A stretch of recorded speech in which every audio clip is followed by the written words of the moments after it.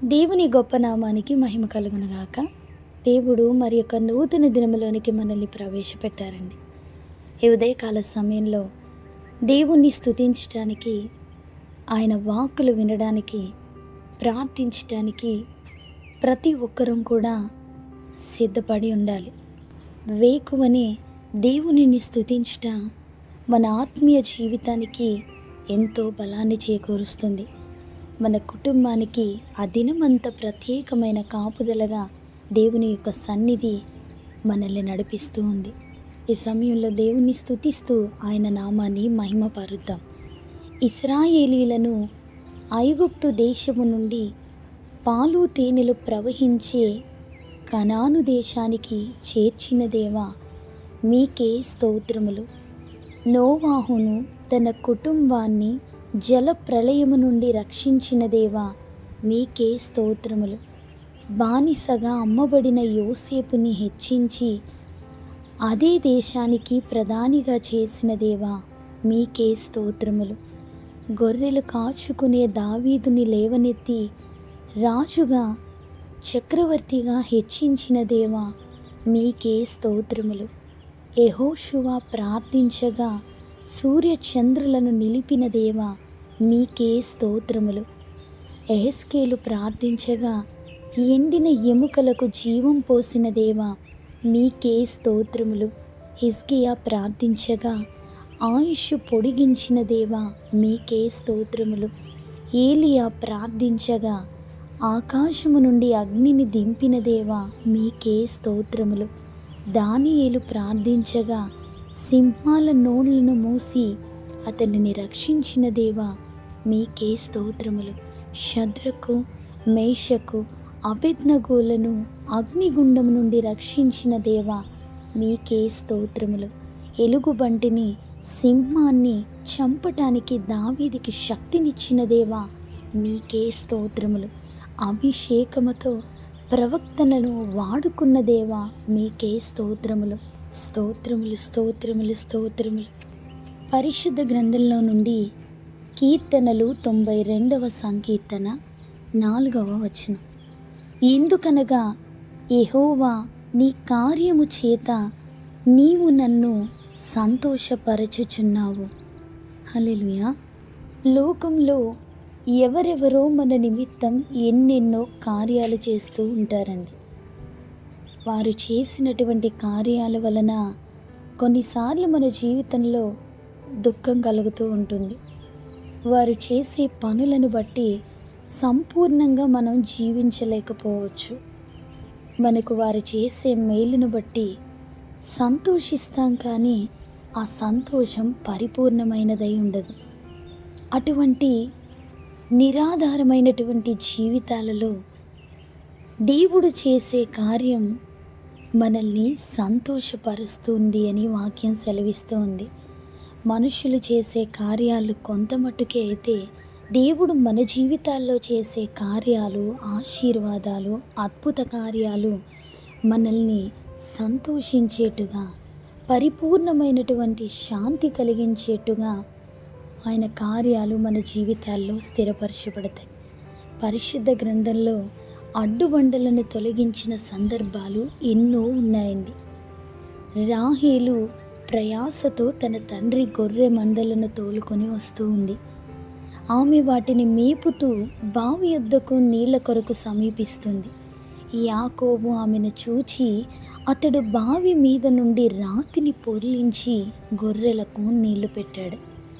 ఆమె శక్తికి మించిన కార్యాన్ని రాహేలు పక్షమున యాకోబు రాతిని పొర్లించాడు.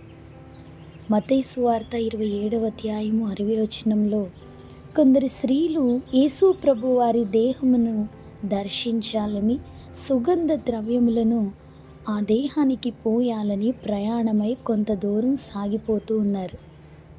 సమాధి ద్వారమునకు పెద్ద రాయి పొర్లించిన సంగతి వారి హృదయములో కలవరాన్ని కలిగించింది. ఆ స్త్రీలు మన కొరకు ఆ రాయిని ఎవరు పొర్లిస్తారు అని వేదనతో వారి ప్రయాణాన్ని కొనసాగిస్తున్నారు.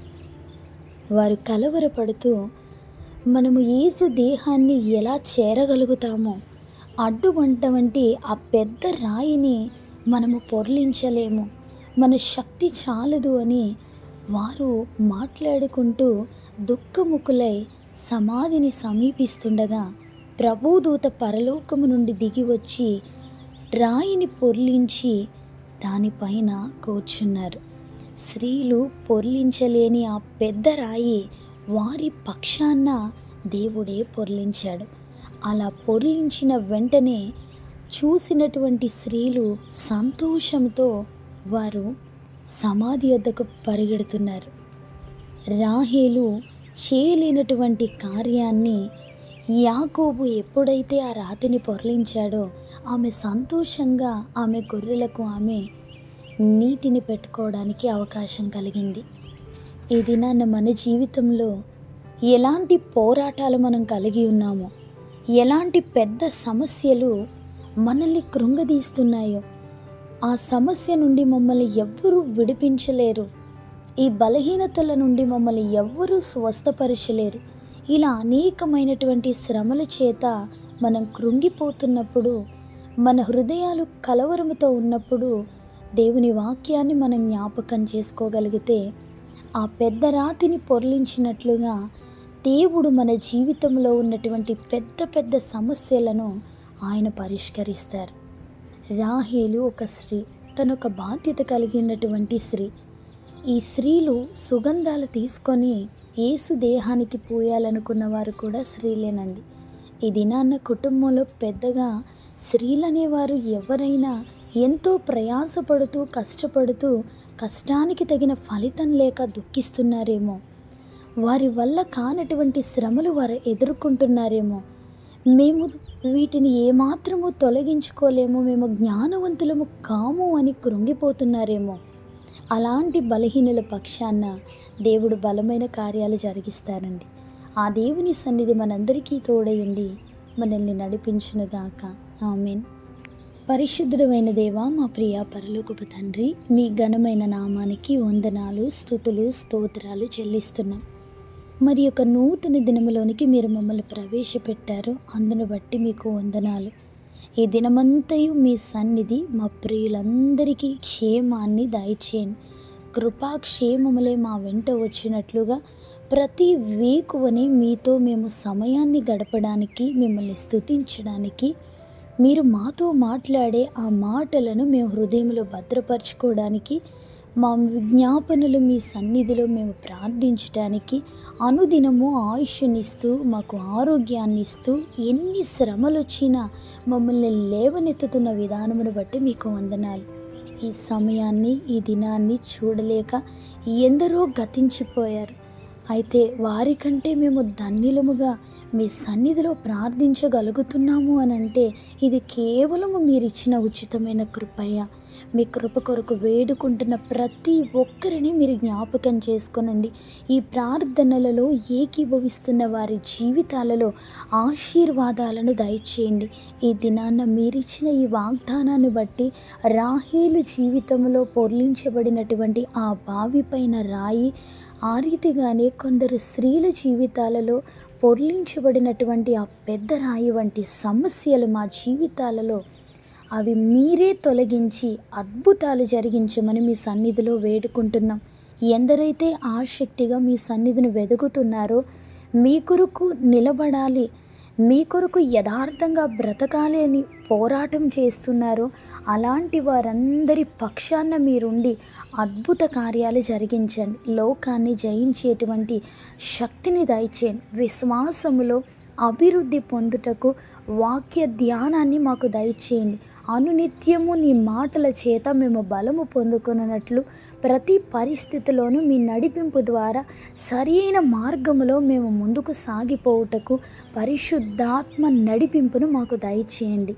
ఈ ప్రార్థనలో ఏకీభవిస్తున్న వారు ఎలాంటి సమస్యల్లో ఉన్నారో, ఎలాంటి పరిస్థితుల గుండా వారు ప్రయాణం చేస్తున్నారో, ఎలాంటి పెద్ద పెద్ద సమస్యలతో వారు పోరాడుతున్నారో వాటన్నిటిని బట్టి మీకు ప్రార్థిస్తున్నాం ప్రభువా. వాటన్నిటిలో నుండి వారిని విడిపించండి, శక్తినివ్వండి. ఆ సమస్యలు తట్టుకోగలిగినటువంటి ధైర్యమును, చక్కటి ఆలోచనను, ఆ శ్రమలో నడిపింపును మీరు దయచేయండి ప్రభువా. ప్రతి ఒక్కరిని మీరు జ్ఞాపకం చేసుకోనండి. ఈ దినాన్న మా కుటుంబాల చుట్టూ మీ కంచె వేయండి. ఎందరైతే గృహాల నుంచి బయటకు వెళుతున్నారో వారు క్షేమంగా మరలా గృహాలకు చేరినట్లుగా ఈ దినమంతయు క్షేమాన్ని దయచేయండి. వారు చేస్తున్న పని పాట్లలో మీరు తోడుండండి. వారు ఏ పనులు తలపెట్టినప్పటికీ ప్రభువా విజయాన్ని దయచేయండి ప్రభువా. వారు ఆశిస్తున్నటువంటి కార్యాలు వారి జీవితాలలో వెనువెంటనే జరిగించండి. ఎందరైతే మీ ఆత్మ కార్యము కొరకు ఎదురు చూస్తున్నారో, వేకువని లేచి ప్రార్థిస్తున్నారో, ఆ ప్రార్థనలన్నిటినీ కూడా మీరు అంగీకరించండి, సఫలము చేయండి, అద్భుతాలు చేయండి, మహత్ కార్యాలను జరిగించి అనేకులలో మీ బిడ్డలు మహిమపరచబడినట్లుగా అద్భుత కార్యాలను, ఆశ్చర్య కార్యాలను వెనువెంటనే జరిగించండి.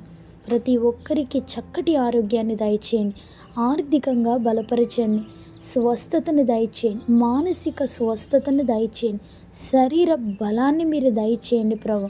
ప్రతికూలతలన్నిటినీ కూడా అనుకూలముగా చేసి మీ బిడ్డల్ని మీరు నడిపించుకోమని ఈ దినమంతయు నీ సన్నిధికి మమ్మల్ని మేము అప్పగించుకుంటూ ఘనత, మహిమ, ప్రభావములు మీకే చెల్లించుకుంటూ నజరేయుడైన యేసు శక్తి కలిగిన నామములు అడిగి వేడుకొంచున్నాము తండ్రి. ఆమెన్.